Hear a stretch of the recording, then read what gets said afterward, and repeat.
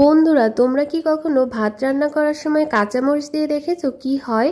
আর তার সাথে থাকছে কিন্তু তোমাদের প্রত্যেকটা স্মার্ট গৃহিণীদের জন্য কিন্তু জানা অজানা প্রয়োজনীয় কিছু কিচেন টিপস অ্যান্ড ট্রিক্স। আশা করব বন্ধুরা আমার এই টিপসগুলো কিন্তু তোমাদের প্রত্যেকটা গৃহিণীর অনেকটাই উপকারে আসবে। তো বন্ধুরা, আমি Sangeeta, welcome to my Sangeeta's lifestyle. আশা করছি তোমরা সবাই ভালো আছো। তো চলো বন্ধুরা, আজকে তোমাদের জন্য কয়টি টিপস ও কি কি টিপস থাকছে সেটাই তোমাদের সঙ্গে শেয়ার করি। তো বন্ধুরা, আজকে তোমাদের জন্য প্রথম টিপস, যে দেখো আমি এখানে একটা পেঁয়াজ নিয়ে নিয়েছি, আর পেঁয়াজটার মাঝ বরাবর কিন্তু তোমাদেরকে এইভাবে ঠিক কেটে নিতে হবে। মানে আমি সেম যেভাবে পেঁয়াজটাকে কাটছি সেইভাবে কিন্তু কেটে নেবে। আর এটা দিয়ে আমরা কি কাজ করব চলো তোমাদের সঙ্গে সেটাই শেয়ার করি। তো বন্ধুরা, দেখতেই তো পাচ্ছ যে পেঁয়াজের অর্ধেকটা কিন্তু আমি নিয়েছি। তো চলো এটা দিয়ে কি করব।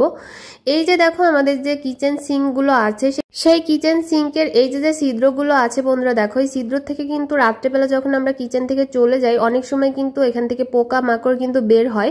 আর এই সিঙ্কটা কিন্তু আমাদের অনেকটা বেশি নোংরা হয়, সেটা কিন্তু আমাদের দ্বিতীয়বার আবার কিন্তু পরের দিন সকালে পরিষ্কার করা লাগে। মোট কথা হচ্ছে কি করলে তোমাদের এই সিঙ্কের এই ছিদ্র থেকে কোনো মতে পোকা বের হবে না, তোমাদের সিঙ্কটা কিন্তু নোংরাও হবে না, সেটা তোমাদের সঙ্গে শেয়ার করছি। দেখো এখানে আমি নিয়েছি যে পেঁয়াজটা কেটে নিয়েছি অর্ধেকটা, সেই পেঁয়াজটা কিন্তু এইভাবে তোমরা রাত্রেবেলা যখন ঘুমাতে যাবে তখন কি করবে, এইভাবে অর্ধেক পেঁয়াজটা ছিদ্রর মুখে এইভাবে দিয়ে দেবে। এইভাবে দেওয়ার ফলে কি হবে, পেঁয়াজের যে একটা উগ্র গন্ধ আছে সেই গন্ধের কারণে কিন্তু পোকামাকড় উপরের দিকে আসতে পারবে না, সেগুলো কিন্তু পাইপের ভিতরে থেকেই কিন্তু মারা যাবে, আর কোনোভাবে কিন্তু পোকামাকড়গুলো বের হবে না। তোমরা কিন্তু এই পদ্ধতিটা করতে পারো, দেখবে তোমরা খুব ভালো একটা রেজাল্ট পাবে। এইভাবে কিন্তু তোমরা পেঁয়াজটা মুখের ভেতরে দিয়ে দিতে পারো, মানে ছিদ্রের উপরে দিয়ে দিতে পারো। তারপরে পরবর্তীতে পরের দিন সকালবেলা কিন্তু এটা তোমরা ইজিভাবেই উঠিয়ে নিতে পারো। তো আশা করবো টিপসটি ভালো লেগেছে। তারপর চলে যাবো পরবর্তী টিপসে। তো বন্ধুরা, এবারে টিপস হবে এই যে জুতো জোড়া দেখতে পাচ্ছ, অনেক সময় দেখা যায় যে সারা দিন কিন্তু এরকম জুতো পায়ে দিয়ে থাকার কারণে কিন্তু অনেক সময় হয় কি যে জুতোর পার ভিতরে থাকতে থাকতে কিন্তু ঘাম থাকার কারণে জুতোর ভিতরে প্রচন্ড আকারে গন্ধ বের হয়। যখন তুমি এই জুতো জোড়া খুলবে তখন দেখবে যে প্রচন্ড আকারে কিন্তু গন্ধ বের হয়, আর সেই গন্ধটা কিন্তু খুবই সহজেই যায় না। আর রোজ রোজ কিন্তু এই জুতোগুলো কিন্তু ধোয়াও সম্ভব না, কারণ হচ্ছে দেখো রোজ রোজ যদি আমরা জুতাগুলো ধুই তাহলে কিন্তু শুকাতেও যায় না, আর তারপরে কিন্তু রোজ রোজ ধোয়ার কারণে কিন্তু জুতো নষ্টও হয়ে যেতে পারে। তার জন্য তোমরা কি করবে, যখন এটার থেকে খুব বাজে দুর্গন্ধ বের হবে তখন এই দুর্গন্ধ তোমরা দূর করবে কি করে বন্ধুরা, দেখো আমাদের ঘরে যে এয়ার ফ্রেশনারটা থাকে না, সেখান থেকে কিন্তু একটু তোমরা এইভাবে স্প্রে করে দেবে। তো ঝটপট তোমরা কিন্তু দুর্গন্ধ এইভাবেই দূর করতে পারবে। দেখো একটু করে তোমরা যদি এয়ার ফ্রেশনার এইভাবে দিয়ে থাকো তাহলে দেখবে কোনোভাবেই কিন্তু বাজে দুর্গন্ধ আর এই জুতোর থেকে বের হবে না। এইভাবে করলে কিন্তু তোমাদের জুতো জোড়াও ভালো থাকছে, আর জুতোর ভিতরে যদি দুর্গন্ধ থাকে তো এই এয়ার ফ্রেশনার দেওয়ার কারণে কিন্তু সেটা একেবারেই চলে যাবে। তোমাদের জুতো জোড়া কিন্তু রোজ রোজ ধোয়াও লাগলো না, আর তোমাদের কিন্তু ঝামেলাও কম হলো। আশা করবো টিপসটি ভালো লেগেছে। তারপর চলে যাবো পরবর্তী টিপসে। বন্ধুরা, এবারে টিপস হবে দেখো এই যে আমাদের চার যে পটগুলো থাকে না, যেগুলোতে আমরা আর কি চা জাল দিয়ে খেয়ে থাকি, তো অনেক সময় দেখা যায় যে রোজ রোজ কিন্তু এই চাতে চা জাল দেওয়ার কারণে আমাদের চায়ের পাতিলগুলোতে কিন্তু প্রচন্ড আকারে দাগ লেগে যায়। তো বন্ধুরা, সেই দাগটা কিন্তু খুবই সহজে উঠতে চায় না, আর সেই দাগটা আমরা কিভাবে খুব সহজে ওঠাতে পারবো ঘরে থাকা কয়েকটা জিনিস দিয়ে, সেটাই কিন্তু তোমাদের সঙ্গে শেয়ার করছি। তো এখানে দেখো দিয়ে দিয়েছি সামান্য পরিমাণে বেকিং সোডা, আর দিয়ে দিয়েছি হচ্ছে তোমার এক টুকরো লেবুর রসটা দিয়ে কিন্তু ভালো করে আমি পাতিলে মিশিয়ে নিয়েছি। ভালো করে কিন্তু ভালো মাখিয়ে নেওয়ার পরে এখানে দেখো আমি একটা মাজনি নিয়ে নিয়েছি, মাজনিটার সাহায্যে কিন্তু খুব ভালো করে এইভাবে আমি ঘষে নিচ্ছি।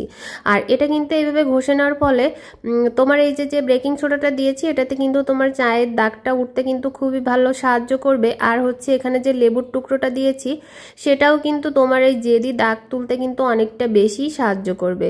তো বন্ধুরা দেখো এখানে বেকিং সোডা আর হচ্ছে তোমার লেবু দেওয়ার ফলে কিন্তু তোমার এই পাতিলটা আরো দেখেও যে কতটা চকচকে হয়ে যায়। আর এখানে কিন্তু আমি কোনো প্রকারের অন্য কোনো লিকুইড ছাড়াই কিন্তু শুধুমাত্র বেকিং সোডা আর লেবু দিয়ে কিন্তু তোমাদেরকে পরিষ্কার করে দেখিয়ে দিচ্ছি।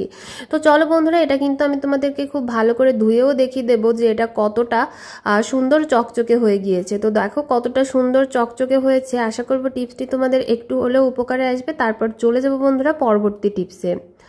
তো বন্ধুরা এবারে টিপস হবে, দেখো আমাদের কিচেনে যে সুইচ বোর্ডগুলো থাকে না, অনেক সময় কিন্তু দেখো আমরা রান্না করার সময় এই যে রান্না করা যে তেলটা থাকে সেটা কিন্তু অনেক সময় দেখো ছুটে যায়। তো এই সব ছোটার কারণে কিন্তু বন্ধুরা অনেক সময় আমাদের কিন্তু পরবর্তীতে পরিষ্কার করতে অনেকটা প্রবলেম হয়, কারণ তেলটা কিন্তু সহজে উঠতে চায় না। তো তোমরা প্রথমে একটু ভালো করে ক্লিন করে নেবে এই সুইচ বোর্ডগুলো, তারপরে কি করবে এইভাবে হালকা করে তোমাদের কি ঘরে যদি ট্যালকম পাউডার থাকে, তোমাদের কাছে যদি ডেট এক্সপায়ারি হয়ে যাও যদি পাউডার থাকে, তোমরা কিন্তু এইভাবে একটু দিয়ে দিতে পারো। দিয়ে কিন্তু খুব ভালো করে এইভাবে মুছে নিলেই কিন্তু তোমাদের তেলটা কিন্তু একেবারে চলে যাবে, বা তেলটা কিন্তু কখনোই ছুটে এখানে আর লাগতে পারবে না, কারণ যেহেতু এখানে তুমি পাউডার দিয়েছো সেহেতু কিন্তু তেলটা লাগার কোনো রকম কোনো সম্ভাবনাই থাকবে না। তো দেখো আমি কিভাবে দিয়ে তারপরে কিন্তু একটা কাপড়ের সাহায্যে এটাকে কিন্তু আবার খুব ভালো করে কিন্তু মুছে নিয়েছি। তো আশা করো বন্ধুরা এই টিপসটাও তোমাদের একটু হলেও উপকার আসবে। যদি ভালো লাগে একটা লাইক দিতে ভুলো না। চলে এলাম পরবর্তী টিপসে।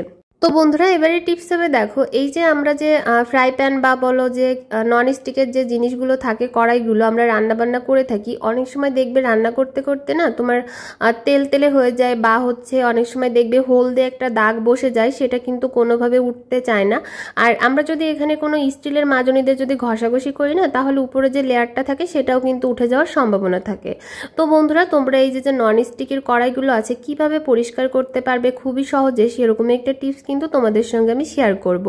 তার আগে এখানে দেখো তোমার এই যে নন স্টিকের যে কড়াইটা আছে না, সেটার দু সাইডটা কিন্তু আমি ভালো করে একটা ছুরির সাহায্যে কিন্তু পরিষ্কার করে নিয়েছি। আর এবারে দেখো তোমাদেরকে দেখাচ্ছি, আমাদের ঘরে এরকম যে টুথপেস্টের খালি প্যাকেটগুলো থাকে, আমরা কি করি কোনো কাজে ব্যবহার না করে এটা কিন্তু ফেলে দিয়ে থাকি। বন্ধুরা কিন্তু তোমরা কখনোই টুথপেস্ট যে প্যাকেট যদি এরকম খালি হয়ে যায় তাহলে কখনোই ফেলে দেবে না।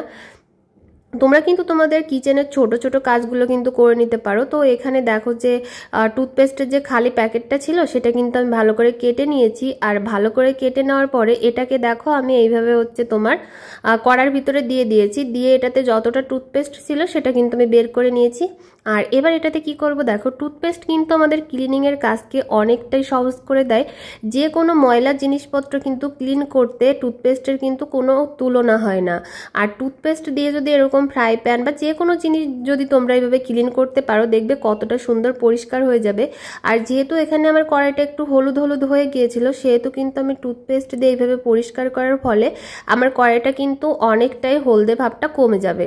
তোমাদেরকে কিন্তু আমি সরাসরি দেখিয়ে দিচ্ছি, এখানে কিন্তু কোনো প্রকার লিকুইড ব্যবহার করি নাই। দেখো আমি কিন্তু টুথপেস্ট দিয়ে ঘষার কারণে সব হলদে ভাব দূর হয়ে গিয়েছে। আশা করবো টিপসটি ভালো লেগেছে। চলে এলাম পরবর্তী টিপসে। তো বন্ধুরা এবারে টিপস হবে, দেখো আমরা কিন্তু অনেকেই আছি যারা কিন্তু শুকনো মরিচটা তরকারিতে দিলে খেতে পারি না, গ্যাস হয়ে থাকে বা হচ্ছে তোমার গলা বুক জ্বালা পোড়া করে। অনেক সময় আবার দেখা যায় শুকনো মরিচটা কিন্তু আমাদের বাটতে গেলেও অনেকটা প্রবলেম হয়, কারণ শিলপাটায় যখন আমরা শুকনো মরিচটা যখন বাটি তখন কিন্তু শুকনো মরিচের যে বিচিটা আছে সেটা কিন্তু কোনোভাবেই সেটা তাড়াতাড়ি কিন্তু বাটা হতে চায় না। তো বন্ধুরা এখানে আমি তোমাদেরকে একসঙ্গে দুটো টিপসই শেয়ার করছি। দেখো আমরা যখন ভাত রান্না করি না, তখন তোমরা কি করবে, যে কোনো একটা ঝাঁঝরিতে বা এরকম একটা স্টিলের প্লেটে কি যদি তোমরা যে শুকনো মরিচটা আর কি বাটবে বা যে কোনো তরকারিতে দেবে, তোমরা যদি এইভাবে 30 সেকেন্ডের মতো যদি একটু দিয়ে রাখো, দেখবে শুকনো মরিচটা কিন্তু একেবারে নরম হয়ে যাবে। আর এই শুকনো মরিচটা যদি তোমরা যে কোনো তরকারিতে খেয়ে থাকো, দেখবে তরকারির কালারটাও একেবারে ঠিক থাকবে, আর তোমাদের কিন্তু কখনোই কোনো গ্যাস হওয়ার কিন্তু সম্ভাবনা থাকবে না।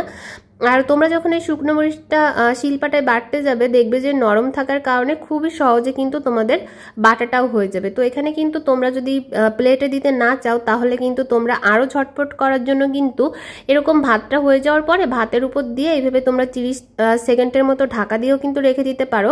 দেখবে এই পদ্ধতিটা যদি একবার তোমরা করতে পারো, দেখবে তোমাদের কিন্তু কখনোই শুকনো মরিচ খাওয়ার ফলে গ্যাস হওয়ার কিন্তু কোনো রকম কোনো সম্ভাবনাও থাকবে না। আর তোমাদের কাজটা কিন্তু অনেকটা দ্রুত হয়ে যাবে, বাটতে গেলেও কিন্তু একেবারেই সময় লাগবে না। এই শুকনো মরিচটা কিন্তু অনেকটা নরম হয়ে যাবে, আর বাটার সময় কিন্তু তোমাদের অনেকটাই সুবিধা হবে। আশা করব বন্ধুরা তোমাদের টিপসটা অনেক বেশি উপকারে আসবে। যদি টিপসটা ভালো লেগে থাকে বা আমার চ্যানেলে নতুন হয়ে থাকো, চ্যানেলটা সাবস্ক্রাইব করে ভিডিওটা কিন্তু শেয়ার করতে একেবারেই ভুলো না।